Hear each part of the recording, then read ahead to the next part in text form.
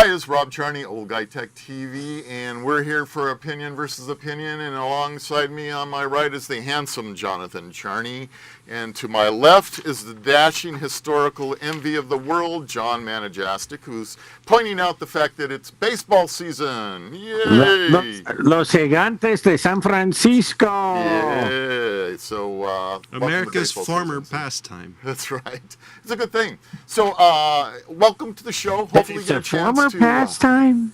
I don't know how many people watch baseball nowadays. Okay, Lots. guys, opinion versus opinion. We'll work about baseball next time. Right. I want to get to this. So, Jonathan, you said you wanted to get started today. What do you have to bring up? But according to this headline is Supreme Court view on corruption key in lifting campaign finance limit, and this is from the Christian Science Monitor. That's the only one I could find. So that's the part where the Supreme Court struck down the aggregate campaign donation caps. Yeah. According to this, and I didn't get a chance to take a look at the old one, it says the campaign finance law bars individuals from giving more than $2,600 to any one candidate and more than $32,400 to national political committees.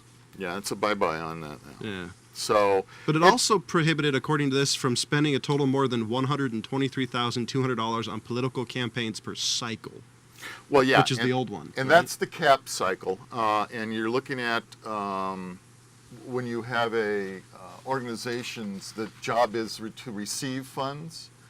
That was their cap, but that's also gone now. Because those are known as PACs, Political Action Committees. Did you find, because I couldn't find the new one, what it did... 501c4 type people. Mm-hmm. So is it C3? No. Oh, that's C4. Like 501c4, political action, yeah. Right. C3, you cannot be political. See, here it's C. Go figure. It says, by lifting the aggregate limit, it means that the would-be contributors are now free to give the allowable amount of political contributions to as many individual candidates as they wish. The court did not, however, strike down limits. The court did not strike down limits on the amount that can be contributed to candidates, political action committees, and parties, he said. Instead, the court said that individuals have the right to decide for themselves how many candidates or parties to support within the congressional set contribution limit. Yeah. Really, this was it was an interesting decision. It was split right along party lines, 5-4, with the 5 justices appointed by the Republican presidents joining the majority, and the 4, of course, were appointed by Democrats. So, here we go. And so it was written up by Justice John Roberts, writing on behalf of the court, said that the justices did not reach the question to whether to overturn a key 1976 ruling calling Berkeley versus Vallejo, which updated limits on campaign finance and donations, while also describing how courts should analyze such regulations. Justice Clarence Thomas, who voted with Roberts, said that the court had gone further than the Chief Justice had claimed.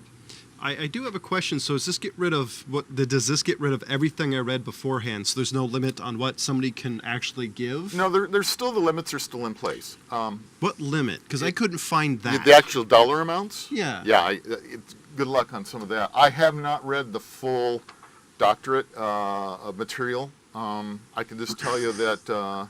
But what I read earlier is completely gone. The $2,600 to any one candidate, $3,200 to national correct. committees. The amounts are changed. Okay. I don't know to what, if to any. I'm not sure. Pretty much limitless. Now, so it's in line with the businesses, right? Because I read somewhere, and this is a guess, that businesses can give however much they want, right? They weren't tied to this, were they? It was... No, that's actually... That's a different issue. This is tied to the money being able to be given to the political action committees. I was assuming by an individual. This is not corporate. This is any individual can give to a limitless amount of money. Right. Okay, so this is personal, not corporate, seen as an individual. Because I figured it was the same laws. No, when we actually came around to the individual, because we spent so much time making the corporation an individual. Yeah, I will admit, maybe a little more research, and we'll come up with some more answers at the show. It's funny that, and I don't mean this, Jonathan, I appreciate your research, that the only place you can find an op-ed or an opinion on this is in the Christian Science Monitor. I did manage to get this from Reuters. So, but you're right, and that's been pointed out that, it's so funny where news stories are now popping up You're finding that a lot of the mainstream organizations are just not covering stories like this. Now you and our friend, the marketing guy, agree that the media is suppressing information. I'd have to agree with it. This is one of those things. Well, on that and not off topic, the thing of it is, it's, geez, what a great opportunity to start out to say the biggest problem we have in this country is the media, because they're the ones that are making all the money. Ultimately, they make more than the retailers. They make more than, and we don't have politics unless we have media to put it up there for us to get into it. Interesting. I'm sorry to drown you. I did just read something in the article that I thought was interesting. Miles Rappaport, I guess he's the president of Common Cause, said this decision would open the floodgates for nation's wealthiest few to drown out the voices of the rest of us. Well, you see what's happening, and he's got a point. Love it or hate it. Before I found a little more information, before Wednesday's Supreme Court decision, donors could not exceed the 123,200 overall limit during the 2-year period. So that's gone. So the floodgates are open. So they can give more than. I'd love to see 123,000. And you could have the Sheldon Adelson Summit in Las Vegas last weekend, where they all lined up, and Jeb Bush's. I mean, if you watch Morning Joe, and I can't say that he's wrong, the most viable candidate in 2016 at this point is Jeb Bush. I know. I don't think he has a chance just because of his name, unfortunately, whether good or bad. We should have flown to Las Vegas and been part of that and begged for some money too. What the hell? Well, the thing about and just from the quote unquote moderate side, and someone that got hosed trying to be an educator. Right. My fault, maybe their fault, maybe contributory negligence. But let's put it this way. When it comes to education, Jeb Bush would be a drastic change and a positive influence on education, because Florida's system works extremely well. He did many things very well. His only downfall, his last name. Mm-hmm. I bristle at that. I bristle at saying Bush again, except that Jeb is even radical in his performance to his family. Mm-hmm. He's a different Bush. He is. He's a political animal. He's a beast of the reigning herd. But the fact of the matter is, he was the one that was supposed to be president. Right. I still think for him, though, just because of his last name, I think he has a hell of, if he goes for it, there's a lot of momentum. He has to go uphill. Yeah. At the end of the day, if you're going to go last names, it might as well be a Bush and a Clinton and have it out again. Wouldn't that be something? Wouldn't that be something? Well, that would be... Ron Paul. Well, no, but what John's talking about, just can you imagine there are issues with Ron Bush? Paul that I don't even want to start to investigate. I just completely think different than the two of them. I won't even talk about that. We're too far out. There's too many wild guesses. Ron Paul is probably going to be too decisive as far as his drawing in people. His problem is also is the Republican Party will do as much as they can to kick him out. He just doesn't have he doesn't play the games as well. He doesn't I think he's the best gamer they've got. He's playing the game better than Cruz, and who even hears about the kid from Florida anymore? Yeah, right. He's Marco Rubio is kid, and Ryan comes up and goes, "God, I care about poor people. Look at my budget. I take all their money away." Yeah. I remember something that the last Republican convention, they actually didn't let Ron Paul in the door, along with him and his supporters. No, true. So I think I think it's going to come down to somebody who plays their game, and I don't think Ron Paul or people like him have a chance. And frankly, though I hated it in its time, I now miss the conventions of old, where they would have not barred Ron Paul. And the first couple of days and the first couple of ballots at the convention were purely People's Politics, if you remember, Rob. Oh, I remember You know, working. and people were nominating the governor, Oh, it was and Sure, people man. Set the were Wayback Machine in not- 1960. Hey, I worked those conventions as a youth, one of the youth volunteers, so we did a lot of running between the caucuses.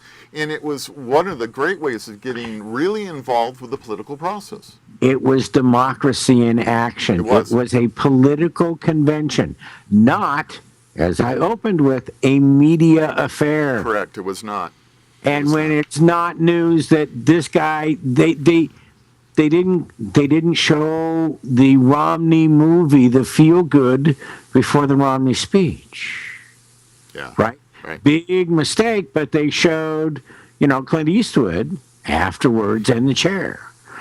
That was a decision consciously. This is what I mean about media. Okay? Somebody decided on the media end, what are we going to show? What are we not going to show? I'm still surprised they did the empty chair thing just because the amount of crap they got.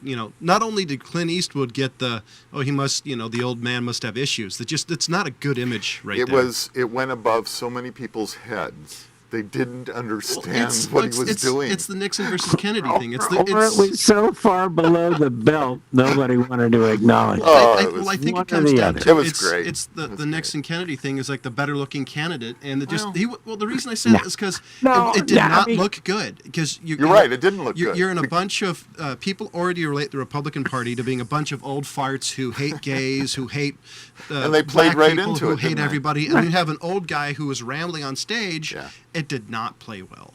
And they didn't play the feel good, right? That if you weren't watching, the national news coverage, you were watching some cable news coverage, you got to see, or in this Romney independent film that's been released as of late, where they show he's like a regular guy, he's a likable human being. Whoever ran his campaign did such a bad job on trying to make him seem like average Joe. He turned into a rich freak show. It was a really badly run. So you bring up a point, Jonathan, that so now we're choosing who's going to be our president by media and the light that the media puts the individual in. Well, politics has always been a game. That's just a different spin on the game. Okay, so now it isn't about issues. No. It isn't about anything other than who looks better and who's got the better consultants. Pretty much. And that's sad.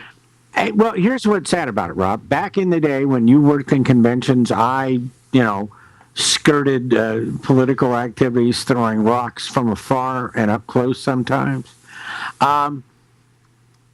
The politics is gone. That process is just not there. So they decide long before they get there. I mean, the regular guy at home, the middle class guy that's been taking a beating over the last 20 to 30 years, his income, his power, his financial power, his social mobility, you know what? He doesn't care. And instead, what you do Disenfranchised. instead of getting people politics, they get these damn YouTube debates where you had a freaking talking snowman asking a question by a moderator who's so far on one candidate's side, his questions are unfair. It's ridiculous what's happened to it. Well, I think it fits in. It fits into the discussion. they have a right. They're no different than us. No, what I'm saying is the Wait, But fact they have that an agenda. I don't know if you're talking about the Bill Nye deal. No, on the last one time or the other. He was criticized on both sides for doing it. well, on one of the debates, the last election cycle, I think, or the one before that. The Republican clown show? The Yeah, 'cause- debate after one a week? Well, that one was lame, but there was also Again. I had a problem with the moderator because the way the moderator, if I remember correctly, it's been like 8 years. I remember the moderator just poorly asking questions. Like they'd ask the Democrat one, then specifically twist it, and I don't exactly remember. I just thought the moderator and all the debates for the Republican Democrat one was a very poor choice. Well, on the last go round, it was an interesting cycle. It was just basically it was a bludgeoning of one another until somebody. It was kind of medieval in a way. But here's your Ron Paul deal, and the reason why he probably. I think that most moderate a Republican candidate can be in this 2016 election, or maybe 2014, where it looks like actually Republicans could maintain control of the House and take the Senate. Some of this, things that happen on the state level, gerrymandering to be in particular. Right. But at the end of the day, it's the media that brought that about. Like I said, the guy at home, the guy that quote unquote is the voter, he's too busy trying to keep all six balls in the air and be able to go on vacation or go drag racing or do whatever he loves to do, which is the reason he works. Mm-hmm. And he works. There are across the board. Just bringing up the idea of work. There are studies across there, at least in the news, and I'm always suspect is when we work too hard. Americans do, and they're bringing it up all the time. And of course, there's one half of the society. Well, not, but there are takers and makers. There are workers and non-workers. But on a whole, we work too much, and we're not nearly as productive. Well, industrially, we're more productive, but creatively, I don't think we're as productive as we used to be. Well, yeah. When you compare us to many European countries, we take the least amount of vacation time of any country. But they're also given like 3, 4, 6 weeks, depending on the country. Oh, easy. And if if you're lucky enough to work in the same job for, let's say, 15, 20 years, you might end up with 4 weeks vacation. Maybe 5 and 6 weeks, depending on where in the United States. But in Europe... And usually those people actually get their vacation because they accrue sick leave because they always show up for work and they have to use it in that calendar year. So...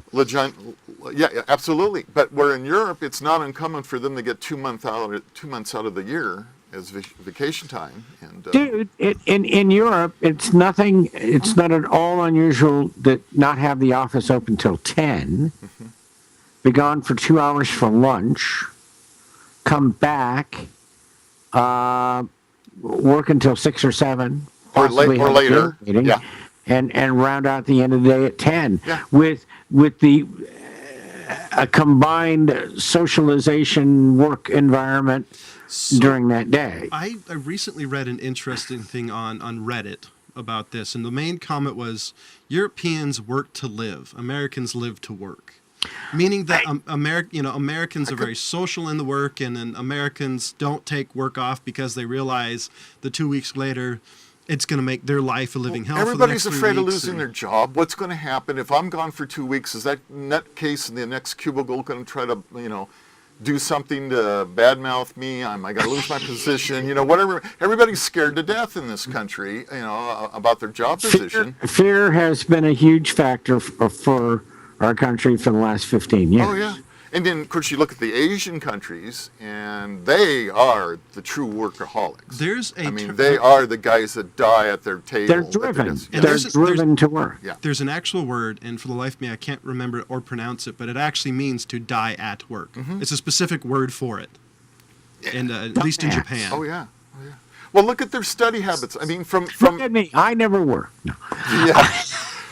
Although what you were saying, but at the same time, I'm going to interject before you get in with the positive one. My dentist related to me that there was an Asian student in her dental class, and she didn't make the first cut, and she had to make it up, and she worked. And my dentist asked her, "How do you do it?" She goes, "I don't sleep." Mm-hmm. And she ended up dying in a car accident where she ran into a tree at high speed. So, yes, you're right. There is something in their culture that says you gotta.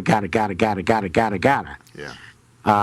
And I don't want to start that over again. The Japanese are such a bad example to use against anybody else on the planet.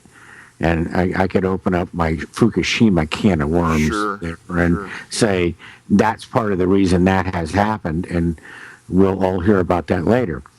But the fact of the matter is what we started out with, the Supreme Court threw the doors open. So now the question of what they decide on the Hobby Lobby case in terms of abortion, and with Roberts leading this one, Roberts bought a lot of what progressives thinks is bad decisions credit by making a decision on Obamacare. Yeah. You know what? Roberts is turning out to be his own man, surprisingly enough. Because going in, that was not the thought. But watching some of his actions, I don't think either side can count on his vote. He is his own man. Well, the only issue about the Hobby Lobby, because if he says if he's pro Hobby Lobby, he goes against previous rulings, which was the Obamacare. Well, but it's more than that. The significance of that ruling, Jonathan, is going to be whether a corporation, which is a family-held, closely held corporation, can impose its viewpoint on a topic It affects all their employees. on all of their employees. Right. Which then today it turned out that the people that, and they may or may not have known this, but they own shares in companies that the retirement stuff. Yeah. That make. There you go. I do have a question with that, though.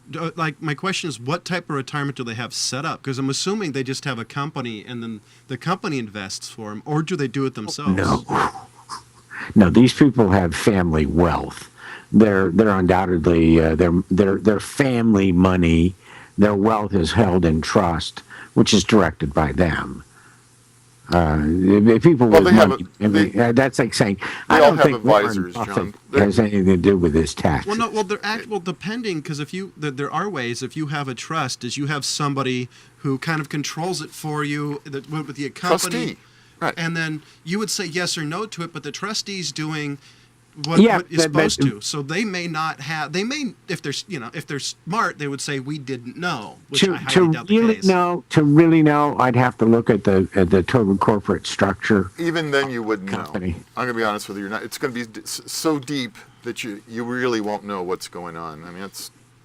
But Hobby Lobby is going to be an interesting thing just to see how it. Do you have the right as a company to decide the type of health care that you can provide to your employees, which they were doing up to this point without any problem. My understanding is their health care package was very, very good. The most interesting thing is what they've said. Did you hear what they said? What did they I say? read earlier, months ago or whatever, saying that because it was months ago and it struck out as saying that if they lose, they're closing everything. Yeah, well, they're going to close their They're going stores. out of business. Yeah, they're going to put shut their stores down. 2,000 people out on the street, which to me is... I find an interesting strategy. It's like I'm going to take my ball and go home. Exactly. I find it arrogant. I find it arrogant too, but I guess that's when you have that kind of wealth. Maybe they don't need their stores. I mean, at the bottom line, though, what you're saying is, if I have that much wealth, I will take my ball and go home, which means I'll not participate in this country. I'll put 2,000 people out of work when people need jobs. Right. On something that was not an issue until a law was passed that said I had to do what I was doing anyway. Well, the other thing the other thing I find very fascinating is so their whole reason for this is they're saying as Christians we find this wrong. Well, as a Christian, as a family, their family values, rather than in this case they happen to be Christian. Yeah, well, is they don't support contraceptives. Yeah, it's their Christian worldview, and as a Christian, the idea I totally get the reason why they're doing it, but the other problem is they're not loving their employees because they're going to put 2,000 plus. I just find, to me, it's an epic hypocrisy. Let's call it the Paul Ryan conundrum. How about this? Let's think about maybe it's a little bit of saber rattling going on, and maybe they don't really mean what they're saying. Maybe it's just a message. Maybe they don't. You don't. I mean, we have no way of knowing if they're really going to do it or not. I have a feeling that they're probably not. They've been an outstanding company for many years, and to shut down everything because of disagreeing with this law, maybe they need to take a step back and say, okay, we're not happy with the decision. We won't support the decision other than what the law says we must do. And then they have an arm's length from it. Let's hope. Let's hope the best for them. So let's look at a couple other things I thought was kind of interesting. I got before the show. I made a kind of a humorous remark, thanking President Obama for helping the beleaguered firearms industry by an increase in sales of firearms by almost $20 billion. Thanks, Barry. So we had the president help all of us that are worried that we may lose our guns, and he's been driving the industry. Thank you for So, that. wait, the question is, by that, he just single-handedly raised the amount of money going to the Republicans. Huh? Well, what's happened is the body count hasn't changed. The That's body count net- hasn't that's changed. net So pissable after guns. right, what's happening is that people are scared to death that something's going to, a decision will be made by the Supreme Court on the Second Amendment. But even worse, that these states that are going about trying to have draconian laws on firearms possession that are going above and beyond what the Second Amendment states, and that's where the issue lies. So they're saying, I better get mine now because I may not be able to get what I want tomorrow. If you live in a state like California, New York, I already Connecticut, missed my chance for a couple of my some of dream these guns. other states are very, very strict on what you can and can't own.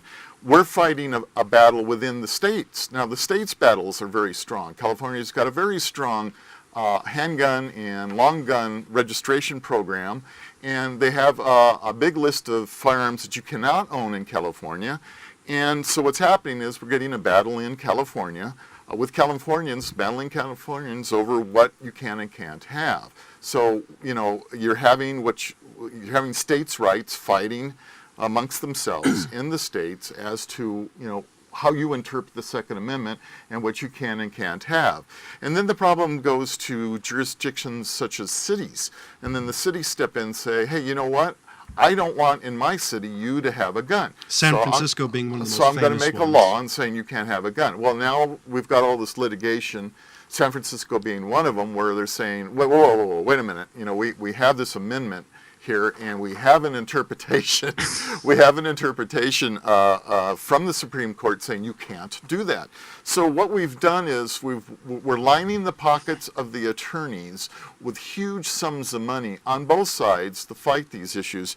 And then we've got a gentleman like, and I call him a gentleman gagging on the name Leland Yee, Traitor. because we have the most rabid anti-gun state senator in California being the major hypocrite in that he had allegations of firearms trafficking, money laundering, murder for hire, and drug distribution. And he was the #1 anti-gun state senator in California. So hypocrite, his name is Yee. I do have a question, though. Sounds like he's kind of Chinese ganged up. But, You think? They've already connected that too. Yeah. okay, Shrimp Boy is in as deep a trouble as he is at Yes, the same time. That's right. Wow, do you think Shrimp Boy's still in the game? Shrimp Boy's in chains. He's in this game. Yep. Oh, He wow. got picked up. He's in jail, brother. Yep. I didn't know that. Yeah. I Same do. day as Yee. Bing wow. bang. I do have a question, though, and this is the reason why I said traitor is, do you think any of the weapons he sold hurt Americans? I don't understand the question. Try it Like, again. say, do any of the weapons that he sold, like, from according to what I read, it was RPGs, it was He full sold automatic military guns. grade weapons. Did they hurt any of our troops or people here? Because if they did, I legitimately think he's a traitor. I think as they get into it, they might find that some of those arms ended up in areas that they were fighting our troops. Collateral damage. Well, wait a minute. You talking about overseas? They were selling arms overseas? He's been Philippines is one of them. He's been selling firearms, military grade firearms Around the world. around the Yeah. world. And so Jonathan's question is, did some of those arms end up in the areas where we're fighting? And I bet they Somewhere did. through the black market, there's no doubt they could have. They could have. And it's I just go ahead.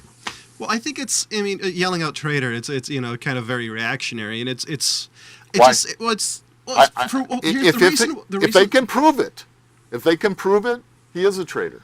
Well, because I kind of feel the same way about the Fast and Furious thing that you keep that that you have something on, and Yeah. it's just to me, I'm pro gun.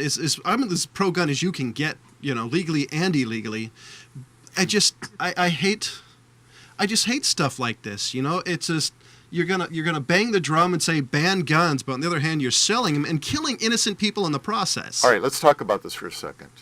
Do we not have people in the state Senate and the U.S. Senate and other areas that feel maybe may be that they're a little bit better than you. There's an entitlement that they feel There was a entitled to Republican things. senator or congressman about the ACA that said that uninsured people aren't as smart as insured people. He was wrong, but yeah. The are not are. Well, that are. was his opinion, but I think the problem is you get elected for this office, whatever it may be, and we've seen it as low as the little lonely supervisor in the county, all the way up to a United States senator, where they're all Politics entitled. is local politics.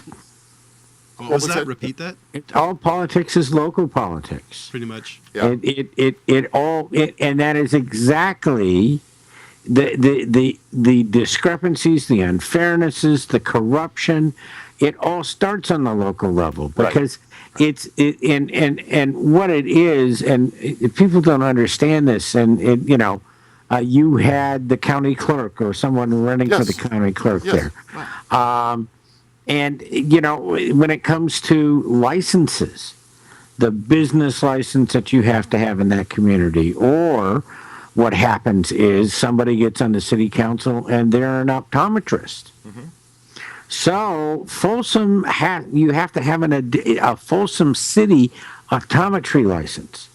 Why do you have to have that there? Well, we want to make sure, whatever reason, and what it turns out is somebody wants to segregate the big business community and try to keep competition at a level that they're comfortable with. And it happens because it is the nature of human graft. And we don't say to people, no, you can't do that. I've given an example of people that end up working at a school district because they made a rule in the school district that no matter where the funding came from, if it was federal or state, when the funding went out for a program, the junior college had to hire that employee at the same salary out of their own pocket. That's because you didn't want your crazy brother-in-law to not have a job. Okay? Yeah. Or that could be unions that made it that way. But the fact of the matter is, we have built into the system a special interest of everyone. And so, here we have he's selling weapons. Part of it is also what you said, fear. Right. The Orient is in much fear at the moment.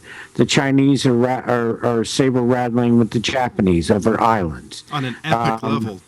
North Korea is just crazy. South Korea is making all the money and really has all the power. China, their strongest partner is South Korea, because somebody and Australia, but somebody needs to buy all of the steel that they're producing. And the biggest consumer of that steel that I can see in the area is South Korea. Right. Because they're making Hyundais All and the cars. Daihatsus and ships and boats and Exactly. containers and. They're the number one producer of large manufacturing equipment, largest manufacturer of cranes, heavy duty stuff. Now, the question is that a train designed by GE? Remember when I said the problem with all of this offshoring is Right. engineering goes where manufacturing is. Right, and you're probably right. I bet it is GE or whomever designs these cranes here in the United States. They get made over there in South Korea. So Well, Hyundai they may design their own, but they probably do. Yeah. But at the same time, we don't want to hear about these things. These things are in the news. You have to go looking for them. You have to get in the right niches, I suppose. Isn't it interesting though? Because you're right, it's right back. We've gone right back in a circle here, talking about the media and where do you get the news from? And it's gotten to such a point that you have to look at all the different news sources and figure who's telling you what, when, and where. Right. And the question is, shouldn't I be able somewhere on the net to go out there and get the business news from South Korea on the net?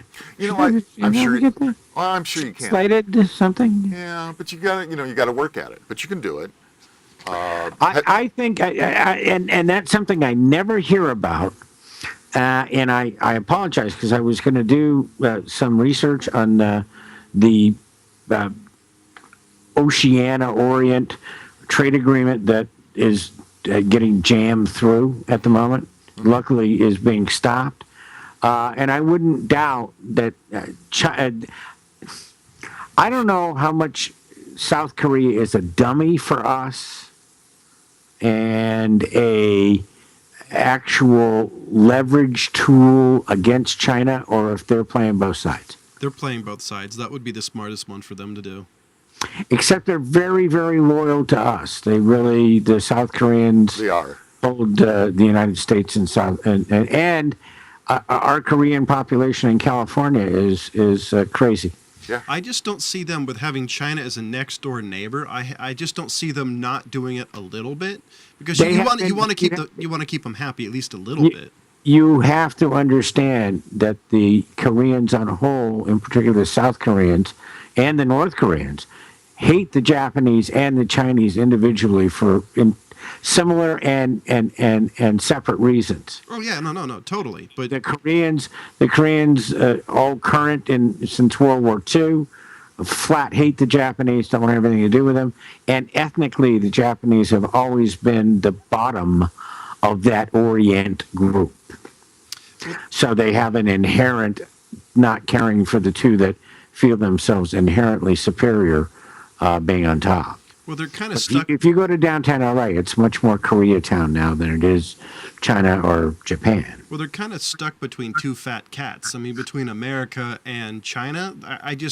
I see them being definitely very pro-American, but on the other hand, I can see them appeasing China a little bit, because it's happy fences, good fences make good neighbors type of thing. One of the best things about that alliance, and one of the things that I guess most people don't realize, part of the significance of Richard Nixon opening up relationships with China, and China was closed. They ran things on their own. They were totally isolated. Was that, and who was our first ambassador to China? George H.W. Bush, Right. also our ambassador to the United Nations. Heck of a guy. Where was I going with that before I went to Bush? Well, what John's thinking of that, ladies and gentlemen, make sure you give us a call at 530-621-1210. Tell us if you like us, if we're completely full of it. Let us know. That would be nice to get some calls. I wish some people would call. Come on in. 621-1210. We were talking about China and the fact that they were isolated for such a long time, and then Nixon opened them up, Nixon opened it up. Yep. It was so we could have a lever against the Soviet Union. Because the Chinese, when Mao split with the Soviet Union on communism, they as goes on with these things, they worked together for a little while, and that all kind of blew up because they've been natural enemies because of a shared vastness of territory in the northeast of the continent, where they've been overrunning one another. And they both represent Right, so many right. ethnic groups. Yeah. But it was Nixon's move to keep the Soviet Union at bay. Started off with ping pong, I do if you think remember. I do. I do think China's in trouble, though, because I keep hearing in the news, the mainstream media or lamestream media, depending on what view you subscribe to, is how their financial future is very on a bubble. China? Yeah, well, for one, they say their economy's slowing down, and Yeah, it's one of the true. reasons they're keeping their economy going is making cities that nobody actually lives in. And I've heard that We've seen that before. and by them doing that, they're saying that they're also slowing down the entire world's economy. And I've heard a few things that they say China is possibly in trouble. Not as much as Japan is. There are other people that go before China. That's for sure. Yeah, But and wouldn't I China think, affect us more than Japan? well, China would. It's a global economy, so any one of them, China, Japan, Korea, whatever it may be, will We have make an a lot of effect. stuff in China. The EU. It's a delicate balancing act that we have on our global economy here. We all depend on each other, and let one of the dominoes fall, we could have a situation where they all fall. And so But I never thought- say never. But my assumption was that we do a lot of stuff, manufacturing, other things in China that would affect us a lot more than if Japan's economy, kind of keeled over. But Japan, I haven't looked into it, at mind the you. end of the day, is a fairly large consumer of American goods. I So didn't think about that. Yeah, you're Yeah, right. the Made in the Trade. USA symbol is liked in Japan, believe it or not. hey, GM sells a whole lot of Buicks in China. Oh yeah, oh yeah, The absolutely. money just doesn't come home. I'm not sure where And- they park it though. Well, The little that's the- Buicks. They have little Buicks. American No, cars no, are no, on no, no. gas You're stations. thinking Japan. China's got lots That's of a room. big no-no. Just got, Japan, yeah. It just got so much air pollution you can't see to drive the car. Is that I is mean, that it's atrocious crazy. or what? It's- Oh, Have you I've seen- seen I've seen Have the you seen that footage. picture? There's a picture of it's a giant, looks like a giant LCD screen of a sunrise, and it's like a movie billboard, and everything else is pitch black gray because so much pollution. Yeah, It's it's an amazing picture to see. some of the views. I from- notice in small town cities and everything else that you see, and it is Chinese people wearing surgical masks. Right, right. And Japanese people. And they're being told that they're being told they can't drive your cars. You can't have your little wood fire to cook your food. They've got some major problems in China that they're going to have to straighten up, or everybody's just going to keel over and die. I still think some of it is interesting considering how much rural area there still is in China. Yeah, but we're talking the major cities. Yeah, but They're- if you follow the history of China in the 20th century, you got 1 billion people, and there's been a huge migration to the cities. To change it up, if you guys don't mind, I have an interesting article. Good, go. It's from, I couldn't get the whole article, so I got a part of it. It's from International Business Times, and it was saying ExxonMobil acknowledges climate change risk to business for the first time. I'd heard that headline. I hadn't read the story. And kind of, let's see, so ExxonMobil takes the risk of climate change seriously and continues to take meaningful steps to help address the risk to ensure our facilities, operation, and investments are managed with risk in mind. It's interesting that you hear a company with profits as large as these being worried how pollution is going to hurt. The biggest company in the world. yeah.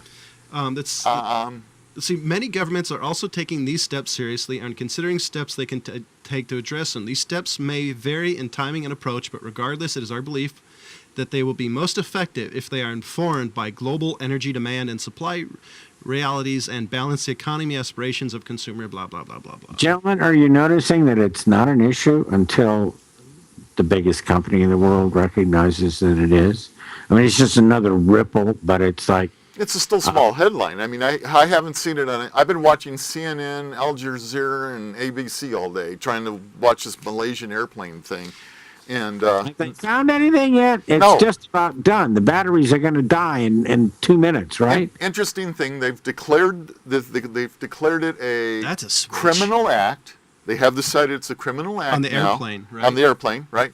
And they're moving the search grid closer and closer to Australia, which is very interesting. Well, And- because they figured it was flying faster than they thought it was and would be consuming more fuel. I guess so, yeah. Anyway, the problem is that nobody really knows, and they're doing all these guesstimates, and so that's all we're seeing right now. There was another crazy thing that came across the wire. Isn't it made? I just want to step in here that we find out in the end if it became a zombie apocalypse on the airplane, Yeah, that the airplane, with or without the autopilot on, would do whatever it took to keep itself in the air. Yeah. For as long as it could keep itself in the air. right. I For know. those of you that are worried about flying, And according to Mythbusters, a person can land a 747 with a little help of from the tower. Well, it's so automated. They're saying now that they can take over. Yeah, you hit a button in a. Land me. Yeah, and the So- guy takes over, controls, and lands the plane for you. So Because he's much you're trying to eyeball it from the cockpit and Yeah. see to your pants, and it's got GPS and radar It's a that big tells drone, exactly how far the wheels are from the ground, at what angle they are. And it's modeling all the time. They can do it much better. I would imagine that Ford's parking assistance is probably better than our own parallel parking. Yeah, That's here's gotta the be for interesting sure thing. for mine. I can't do it. These jets are just big drones, and the only reason we have pilots in the cockpit anymore is because people wouldn't feel good knowing that there's nobody steering the plane. So, So- to get back on the I don't know. There's a little comfort You level don't- there. you don't have to lock the cabin door. You just have to have it be a machine that's you can't kill. Yeah, wouldn't It gets you there. Phew, so boy. they have the 3 laws.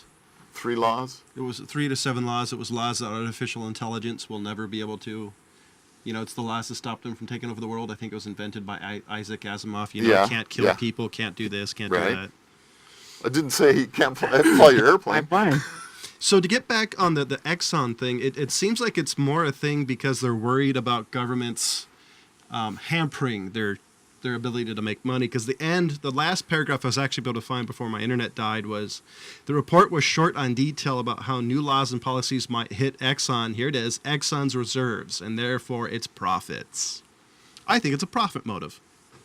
I don't think they Fine. actually I care. don't care whose motive it is. We've got to take care of it. How many times have I said this? We have to take care of this planet. We only have one friggin' planet. I don't care if you're conservative, liberal, where you sit. This is, we've got to take care of this damn thing. And, countries like China, with their pollution situation, they've got to deal with it because that acid rain's going to be coming down on them. I read something that they So- want to eliminate cows from the environment. They want to eliminate all cows because of no, the amount no, of... no, no, no, no. It's been that if they do, it's in the short run. Because what we've done for some idiotic reason, as China has come more and more into the real world, we have convinced them to drink cow's milk. Right.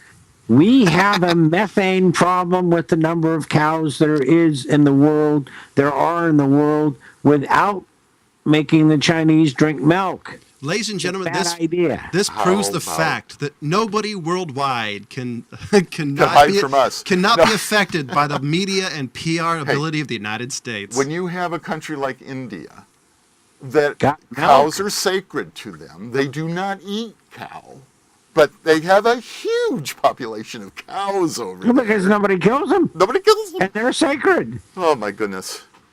Yeah. So The Indians are keeping these methane tanks that's right. alive. The Chinese are deciding. Didn't you the scandal was it 3-4 years ago with the powdered milk? Yeah. Was poisoned. Yes. Right. And that's how they're getting them accustomed to milk and how they can distribute. I mean, I know that 3 of us, or at least 2 of us, understand that China is.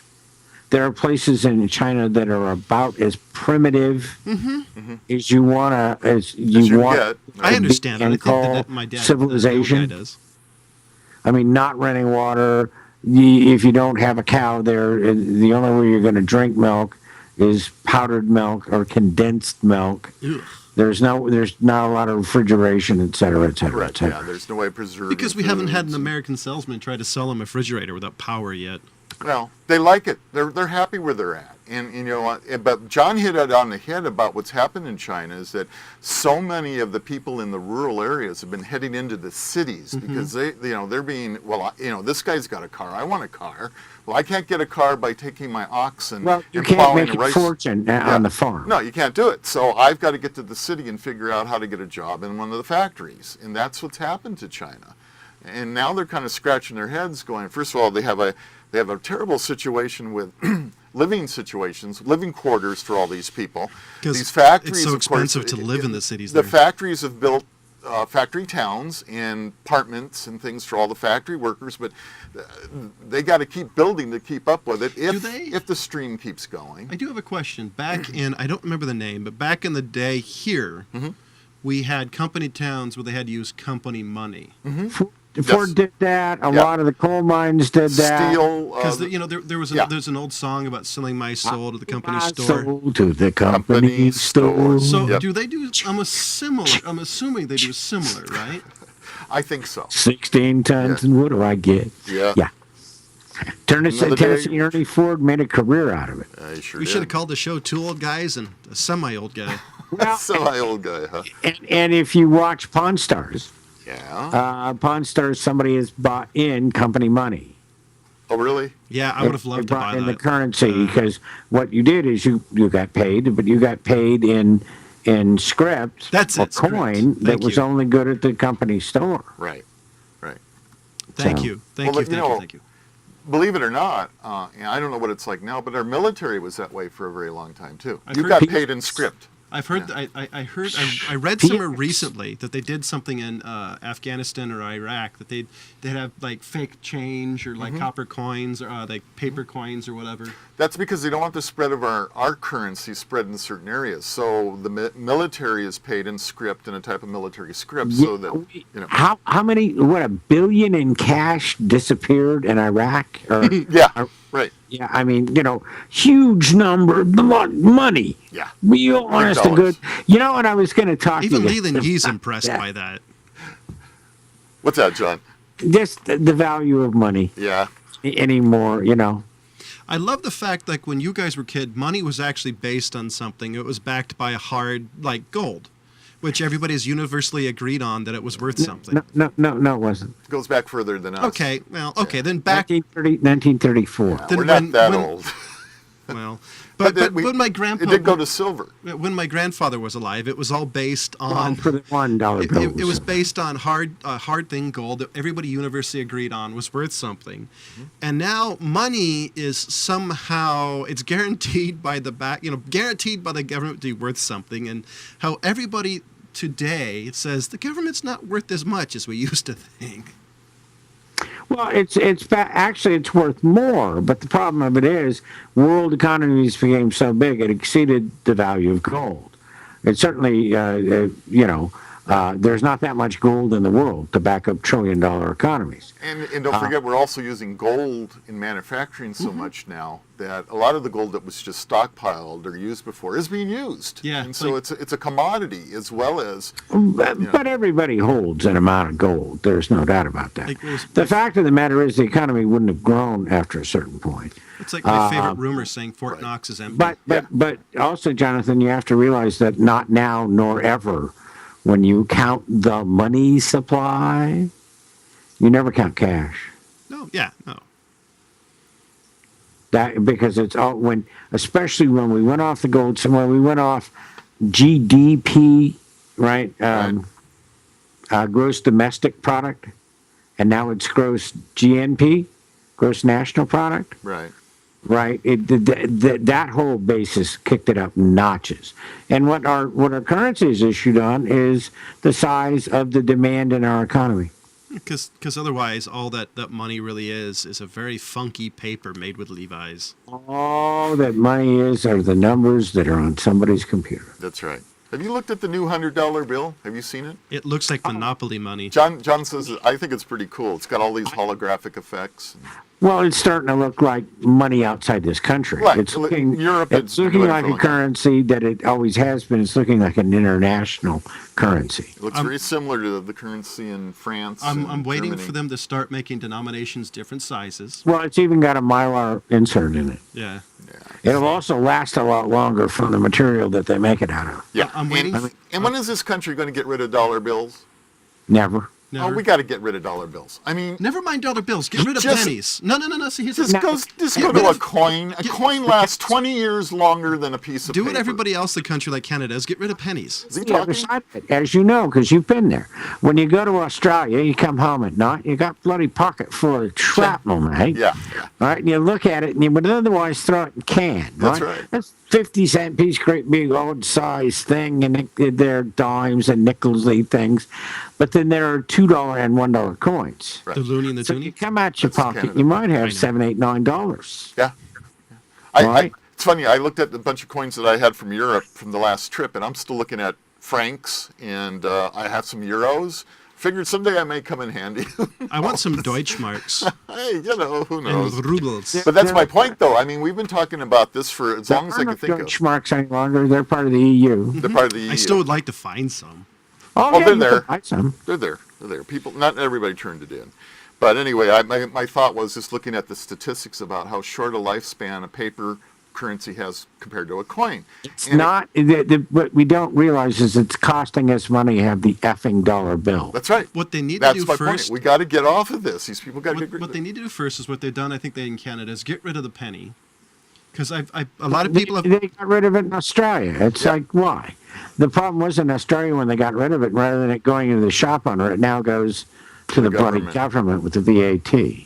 My favorite thing about that, though, is there's people who've literally, I saw somebody who completely covered their floor in pennies and lacquered it.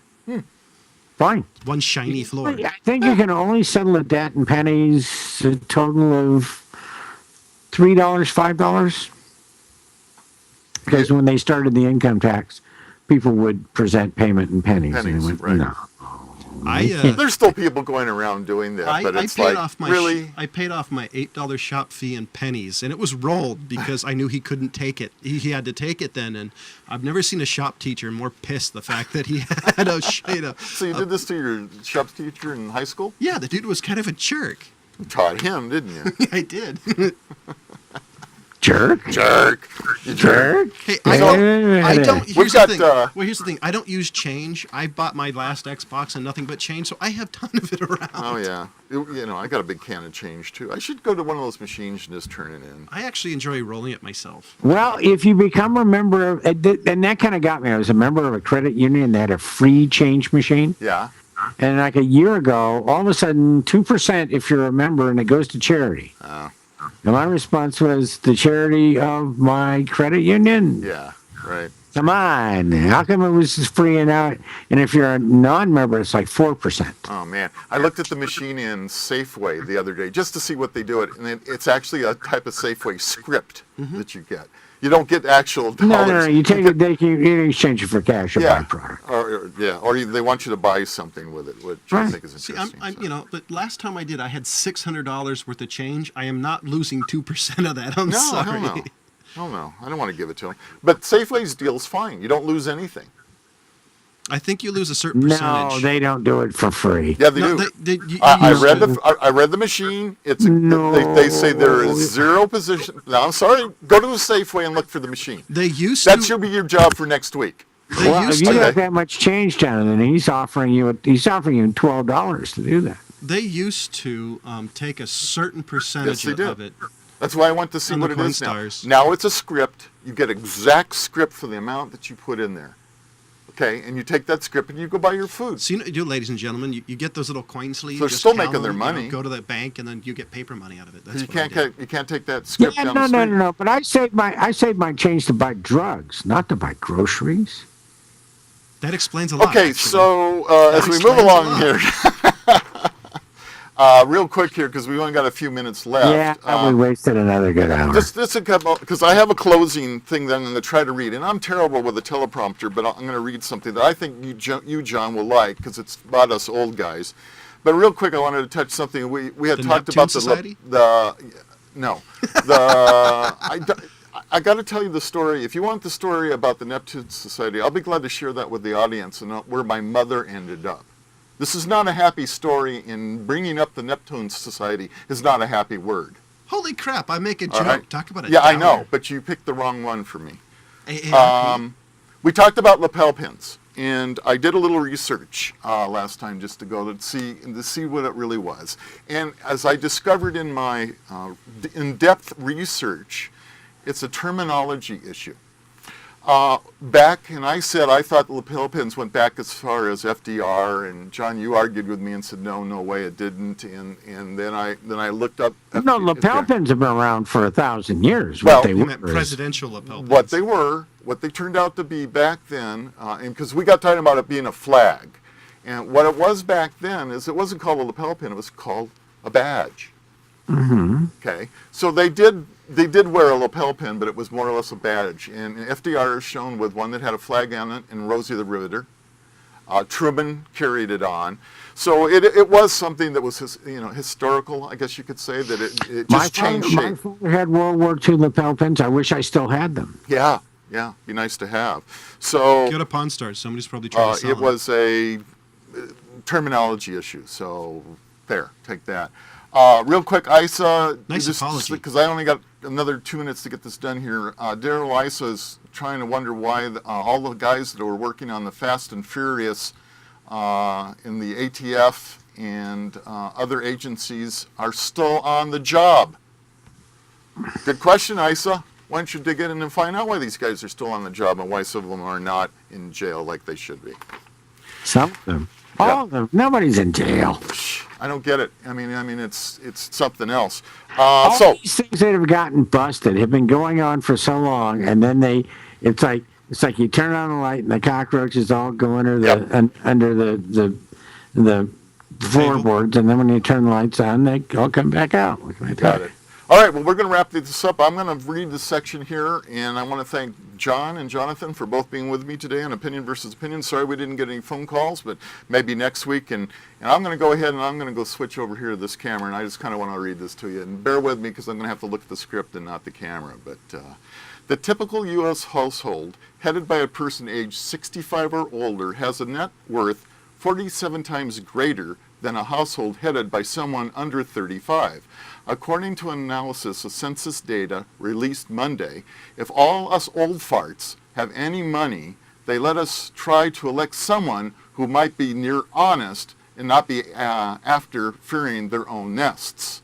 They like to refer us as senior citizens, old fogies, geezers, and in some cases dinosaurs.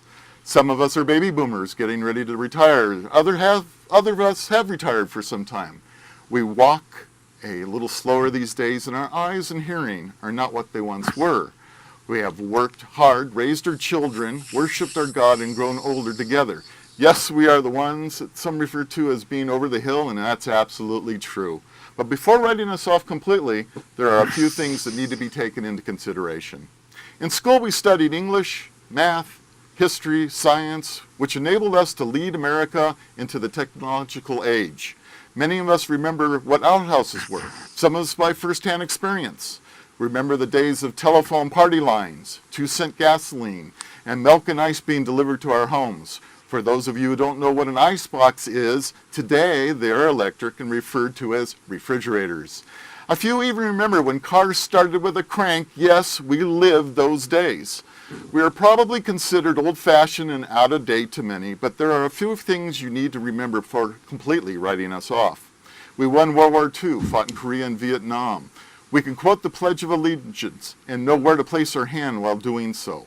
We wore the uniform of our country with pride and lost many of our friends in the battlefield.